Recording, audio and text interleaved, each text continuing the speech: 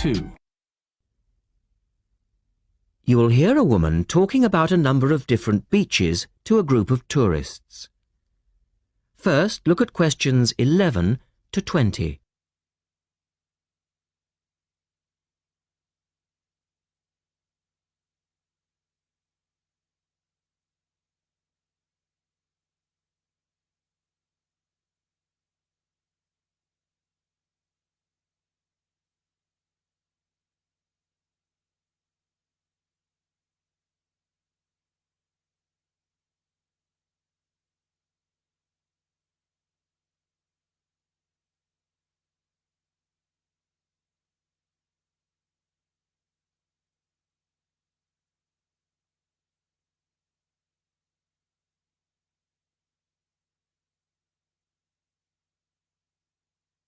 As you listen, answer questions 11 to 20.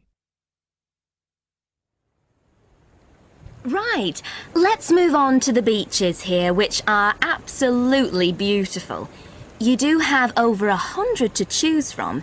They're mostly sandy beaches and they vary from the largest, which is 2.5 kilometres long, to tiny sandy coves. But there are a few that I'd really recommend you to visit. So, looking at this pamphlet, first of all, there's Bandella Beach. This beach is 1 kilometre away from the old fishing village of Bandella, which is a beautiful spot. If you park in the car park behind it, there's a small path which leads down to the bay.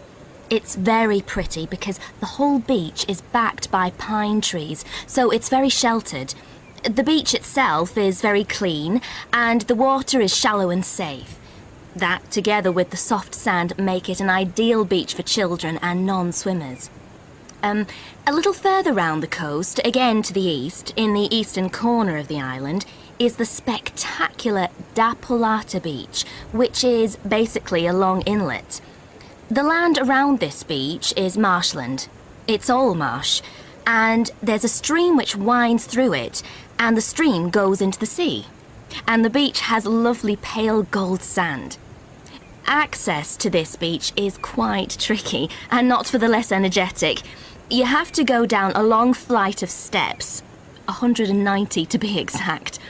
But you'll be relieved to know that there's also a road which winds down to a car parking area.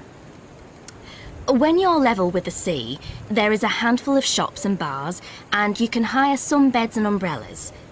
Continuing round the island, just past the tip of Calne, is the next beach I'd suggest you visit, and this is San Get. Why?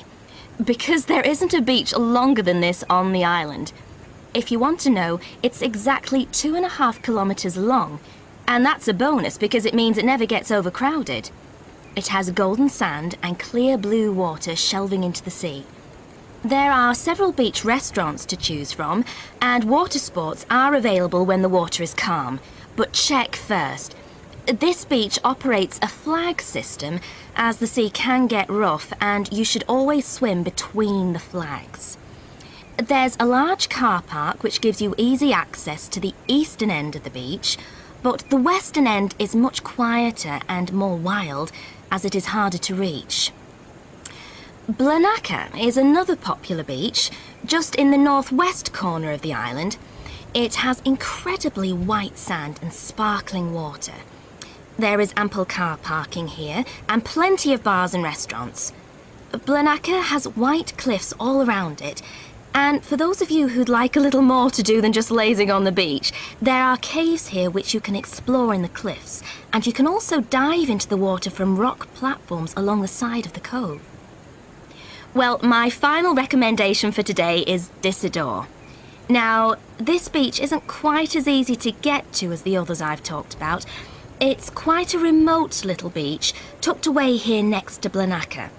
You can reach Disador by a steep slope which goes over some sandbanks. The beach itself is small and pretty, with reddish-coloured sand and some stony areas on its eastern side. Despite being quite small, the bathing is good, and you can also go fishing here from the rocks at either side.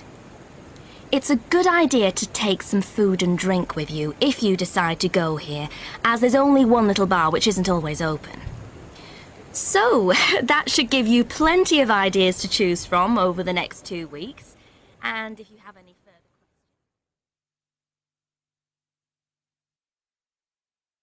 That is the end of part 2. You now have 30 seconds to check your answers to part 2.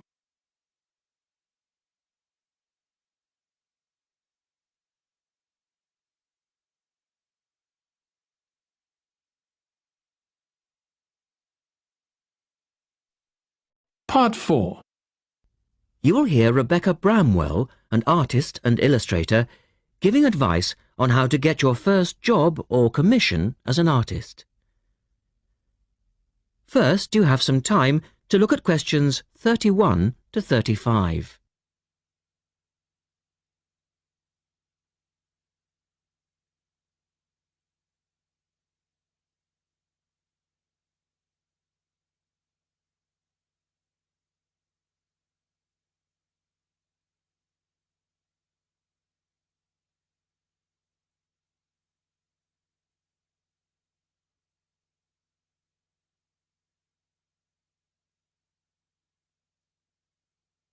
Now listen carefully and answer questions 31 to 35.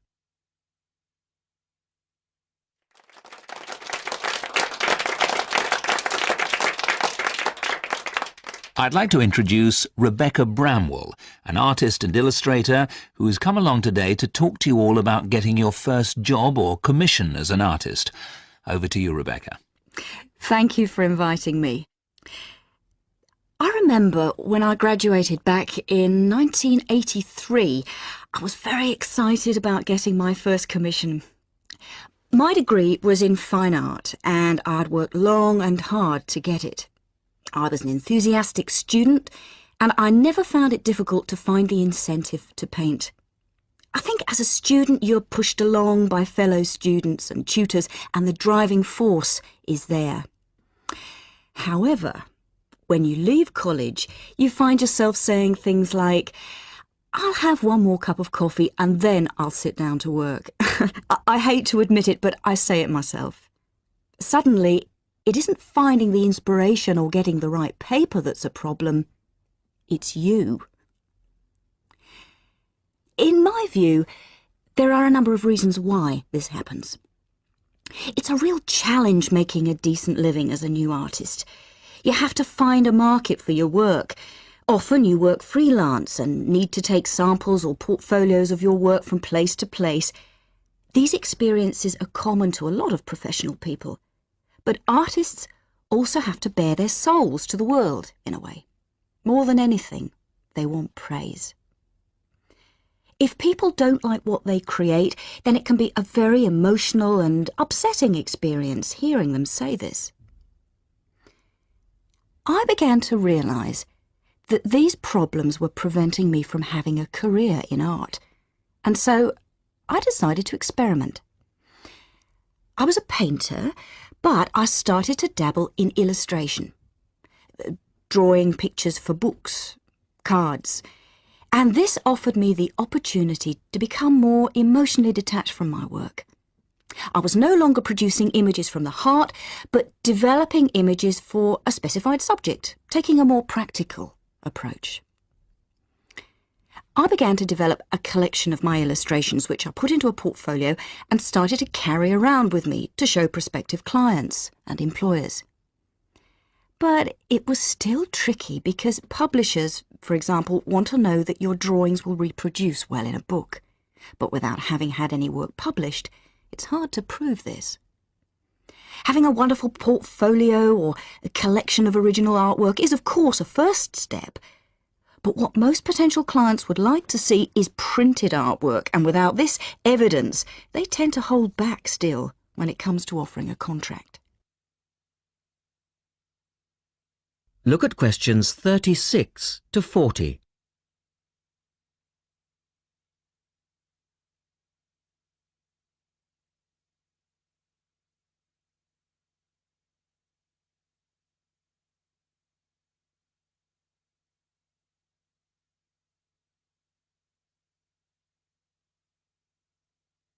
Now answer questions 36 to 40.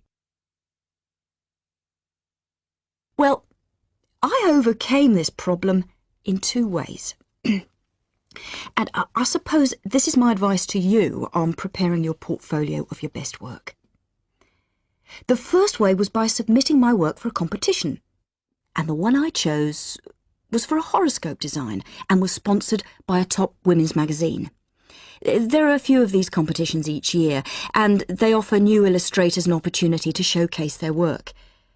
The other approach I took was to design and print some mock-up pages of a book. In other words, I placed some of my illustrations next to some text in order to demonstrate how my work would look when it was printed. Perhaps I was lucky in that I had taken a degree that provided me with all-round creative skills so that I could vary my style and wasn't limited to a certain technique. Now, I think that is important. The art world and many other creative fields do try to pigeonhole people into snug boxes with an accompanying label. Now, I think you should try to resist this if you feel it happening to you. If you don't, you'll find it difficult to have new work accepted if you try to develop your style at a later stage in your career. Nevertheless, when you start out, and particularly when you're going for an interview, it's important not to confuse people by having a lot of different examples in your portfolio. One remedy for this is to separate your work into distinct categories. In my case, I did this by dividing my design-inspired illustrations from my paintings. It's then easier to analyse the market suited to each portfolio, such as magazines, book jackets, CD covers, etc. Working under two names is also useful, as it clarifies the different approaches and offers a distinction between them. I think it's been hard for artists to be recognised in anything other than the pigeonholes that they've been placed in. Luckily, these barriers are slowly being demolished. So I really do wish you all the very...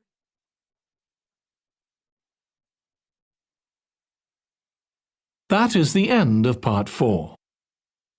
You now have 1 minute to check your answers to part 4.